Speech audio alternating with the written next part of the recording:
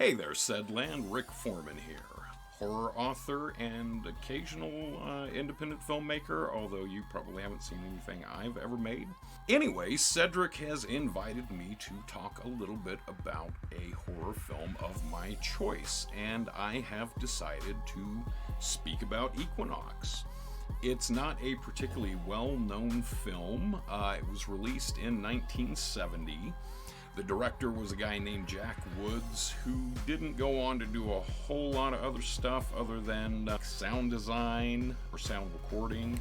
Pretty sure he did work on the movie Dolls, though, which is another one of my favorites and I considered talking about. Anyway, it's 82 minutes, so that is one of its benefits. It's not the greatest film you will ever see. I will give you a caveat emptor right now. Ew, boy, the cinematography is not so good. The acting is inferior. The story's okay. Boy, the sound mixing, the editing, a lot of it's really bad, but it does have its place in film history, and that's part of why I have chosen to speak about it. Producer was Jack H. Harris, brought us the original Blob, and then just a few years after Equinox, brought us the first film by John Carpenter. He actually did Dark Star in much the same way that he did Equinox, in that it was a student film. He purchased the rights for it, filmed a little bit more around it, and then released it theatrically. The next guy we will talk about is Jim Danforth, mostly a stop-motion animator and matte painter. He worked on films like They Live, The Stuff, and Clash of the Titans. The third notable person to work on this film is David W. Allen, special effects extraordinaire. Went on to work on Caveman, Q the Winged Serpent, and Dolls, among others of my favorite. Finally, the man of the hour, the guy who actually, for the most part, directed this film, is Dennis Muren. And you would probably know him from Star Wars, Terminator 2, Indiana Jones and the Temple of Doom. He went on to work on some of the biggest franchises through the 80s and 90s after creating this film. Won something like 8 Academy Awards, 4 special effects, plus a 9th for Lifetime Achievement. So the plot of the film itself is nothing too particular.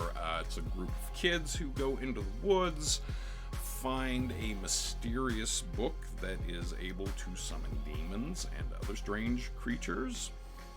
And boy, that almost sounds a little familiar. It's also thought that this film was extremely influential to Sam Raimi, though from my understanding, Raimi himself has never actually talked about it.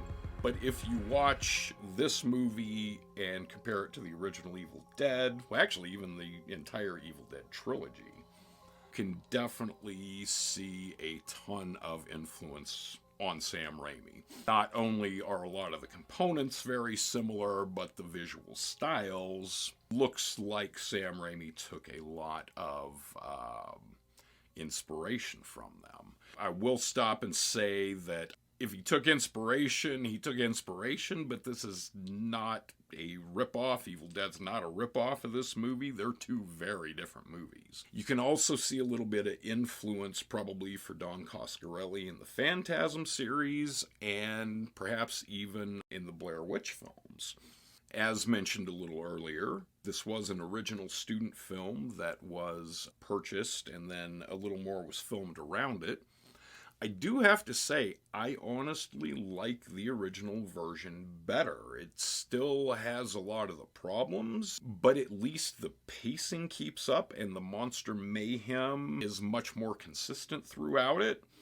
So, for the reasons that I like this movie, the student film is actually the preferred choice for me. And both versions are available here on the Criterion edition of Equinox. All right, well, on a final note, I would like to say thank you so much to Cedric for having us on to talk about this incredible film that I absolutely love to watch, even though it's so bad. I guess I might say it's Some people might think it's so bad it's good. Other people will probably just think it's bad. If you're a film buff or a film historian, though, I would absolutely recommend checking this out. This film really went on to shape the next 2 decades, even though nobody knows about it. All right, now comes the fun part, because I get to plug myself. And since I'm plugging kind of a bad movie, I think I'm actually going to plug a somewhat bad novel, GRIZZLED, by myself. So, I wrote it as a love letter and a spoof of Jaws and a couple of other nature run amok films like Grizzly, Prophecy, Day of the Animals, Tremors. Also thought it'd be a lot of fun to write it very tongue-in-cheek, somewhat referential to a lot of the creature features that I absolutely love. Anyway, just want to say thanks to Cedric one more time, and wishing all of you out there in Cedland the best. Happy nightmares.